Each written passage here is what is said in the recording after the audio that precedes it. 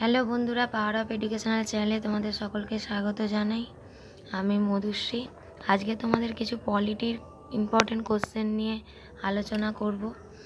যেসব প্রশ্নগুলো বিগত বছর ডব্লিউবিসিএসে বা পিএসসি মিসলেনিয়াস বা পিএসসি ক্লার্কশিপেতে বহুবার পড়েছে, রিপিটেড কোশ্চেন, এবং প্রায়শই এই কোশ্চেনগুলো পড়ে। চলো তাহলে পলিটির কিছু কোশ্চেন নিয়ে আজকে আলোচনা করি। যেমন অর্থ কমিশন কত খ্রিস্টাব্দে গঠিত হয়েছিল? 1951 খ্রিস্টাব্দে। এবং অর্থ কমিশনের সভাপতি নিয়োগ করেন কে? রাষ্ট্রপতি।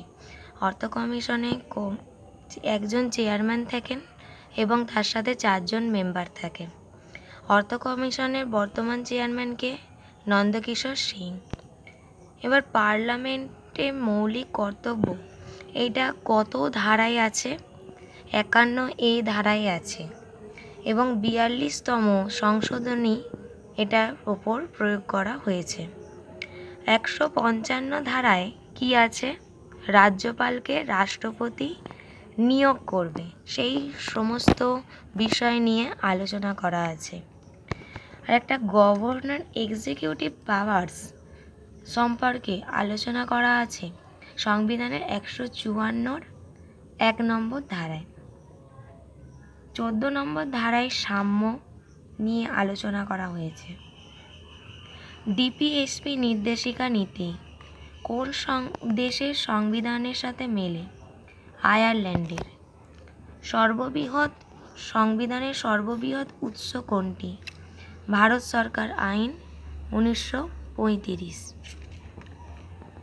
ব্লক স্তরের পঞ্চায়েতি রাজ প্রতিষ্ঠানকে কি বলা হয়, বা ব্লক স্তরের পঞ্চায়েতি রাজ প্রতিষ্ঠান কি নামে পরিচিত?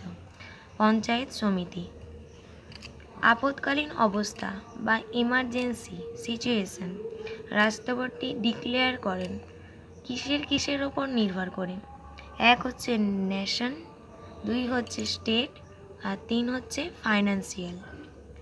রাষ্ট্রপতি দ্বারা রাজ্য সরকারকে বরখাস্ত করা যায়, এটি কোন ধারার অন্তর্গত? 356 ধারার অন্তর্গত। এটাকে বলা হয় স্টেট ইমার্জেন্সি।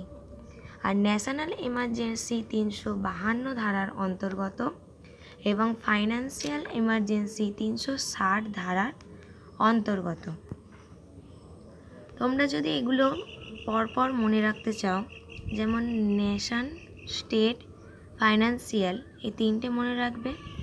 নেশন 332 ধারা, তার সাথে 4 যোগ করে 356 ধারা হচ্ছে স্টেট, তার সাথে 4 যোগ করে হচ্ছে 360 ধারা ফাইন্যান্সিয়াল।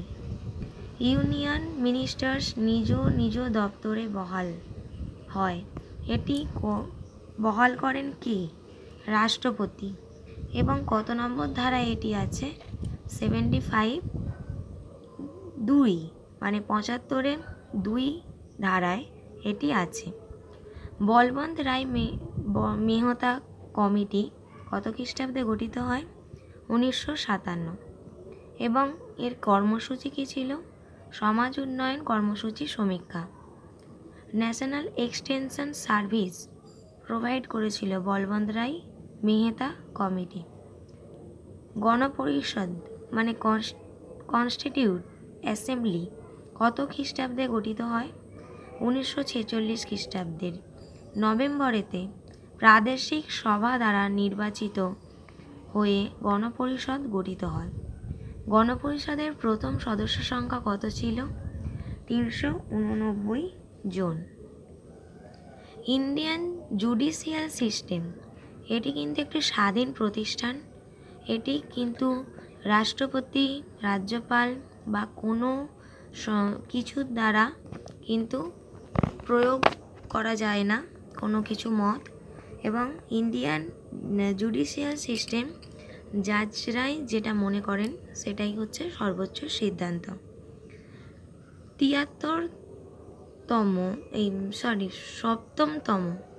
7তম তালিকায় কি আছে? কেন্দ্রীয় তালিকা আছে, রাজ্য তালিকা আছে, যুগ্ম তালিকা আছে।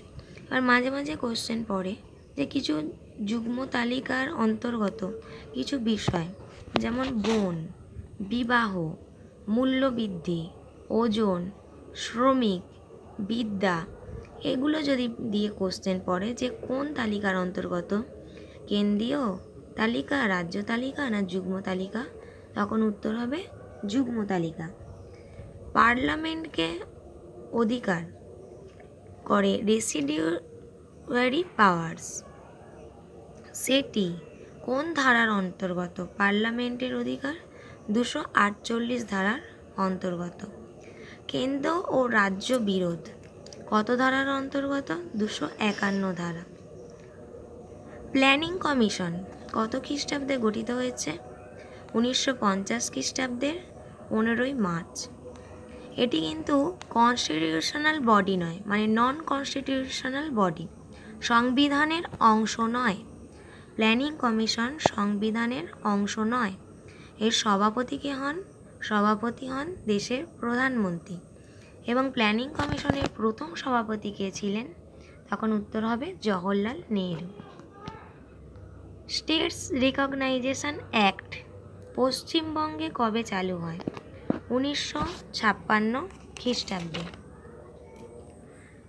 রাষ্ট্রপতি কিভাবে নির্বাচিত হন? ইলেকটোরাল কলেজ রাজ্য ও কেন্দ্রীয় আইনসভার নির্বাচিত সদস্যের দ্বারা। এবং রাষ্ট্রপতি নির্বাচন সম্পর্কে বিশদ বিবরণ 54 নম্বর ধারায় দেওয়া আছে সংবিধানে। নানাবতী শাহ কমিশন কত সালে গঠিত হয়? এবং গুরুত্বপূর্ণ বিষয় সেই সময় কি হয়েছিল? 2002 সালে নানাবতী শাহ কমিশন গঠিত হয় এবং গুজরাটের দাঙ্গা বিষয়ে এই কমিশন কিন্তু তদারকি করেছিল। সংবিধান গ্রহণ করা হয় ভারতবর্ষে কত খ্রিস্টাব্দে? 1949 খ্রিস্টাব্দের 26শে নভেম্বর। ভারতের রাজ্যসভার সভাপতিত্ব করেন কে? উপরাষ্ট্রপতি। এবং বর্তমানে উপরাষ্ট্রপতি কে? জগদীশ ধনকর। লালু যাদব হচ্ছেন 20তম 1990 থেকে 1995 পর্যন্ত জনতা দল দ্বারা প্রথম জয়ী হয়েছিলেন লালু যাদব। পঞ্চবার্ষিকী পরিকল্পনা কত খ্রিস্টাব্দে গৃহীত হয়? 1951 খ্রিস্টাব্দে। ড্রাফটিং মানে গণপরিষদের খসড়া কতজনকে নিয়ে তৈরি করা হয়েছিল এবং তার মেন কে ছিলেন? Doctor B.R.. আম্বেদকর 7 জনকে নিয়ে 1947 সালে ড্রাফটিং শুরু করেন। গণপরিষদ কবে গঠিত হয়? 1946 ডিসেম্বরে গণপরিষদের কাজ শুরু হয় এবং 1949 নভেম্বরে গিয়ে শেষ হয়। দাসত্ব বিলোপ আইন কত খ্রিস্টাব্দে? 1976 খ্রিস্টাব্দে। কংগ্রেস সংখ্যাগরিষ্ঠতা হারায় কত সালে? 1977 সালে। 542টির মধ্যে 295টি আসন জনতা পার্টি পাওয়ায় কংগ্রেস সংখ্যাগরিষ্ঠতা হারায়। পঞ্চায়েত নির্বাচনে মহিলাদের নির্ধারিত আসন সংখ্যা কত? 50%। গণতান্ত্রিক নির্বাচন কত সালে গঠিত হয়? 1980। জাস্টিন মুখার্জি কমিশন কিসের সাথে জড়িত? সুভাষচন্দ্রের মৃত্যু রহস্য উদ্ঘাটন। পরিকল্পনাকালে দ্রুততম বৃদ্ধি পেয়েছে কি ধরনের ব্যবস্থা? বিভিন্ন সেবা কেন্দ্র। নির্বাচন কমিশন কি? রাজনৈতিক দলগুলিকে আঞ্চলিক বা জাতীয় স্তরের দলরূপে স্বীকৃতি দেওয়ার অধিকারী হচ্ছেন নির্বাচন কমিশন। 1950 খ্রিস্টাব্দে গঠিত হয় এবং সংবিধানের 324 ধারায় নির্বাচন কমিশন সম্পর্কে বলা আছে। পার্লামেন্টের সদস্য না হয়েও যে কোনো কক্ষে আলোচনায় অংশগ্রহণ করতে পারেন কে? Attorney general. তিনি কার দ্বারা নিযুক্ত হন? রাষ্ট্রপতি দ্বারা নিযুক্ত হন। এবং বর্তমানে অ্যাটর্নি জেনারেল কে? কে ভেঙ্কাইয়া। অর্থ বিল কোথায় পেশ করা হয়? রাজ্যসভায় না লোকসভায়? উত্তর হবে লোকসভায়। ত্রিসংখ্য পার্লামেন্ট কি? কোনো পার্লামেন্ট যদি নিরঙ্কুশ সংখ্যাগরিষ্ঠতা পেতে ব্যর্থ হয় তাকে বলা হয় ত্রিসংখ্য পার্লামেন্ট। আচ্ছা, বেশ কিছু ইম্পর্টেন্ট কোশ্চেন নিয়ে পলিটির তোমাদের সাথে আলোচনা করলাম।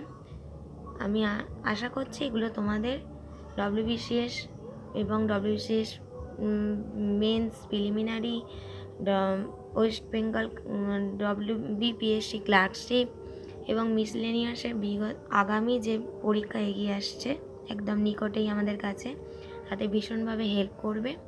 এবং তোমরা আমার ভিডিওটা ভালো করে দেখো, আমার চ্যানেলটা ভালো করে ভিজিট করো। যারা যারা এখনও সাবস্ক্রাইব করোনি সাবস্ক্রাইব করে দেবে, লাইক করো এবং কমেন্টে জানাও তোমাদের কেমন লাগছে এবং তোমাদের নিকট বন্ধুদের সাথে শেয়ার করো। নমস্কার।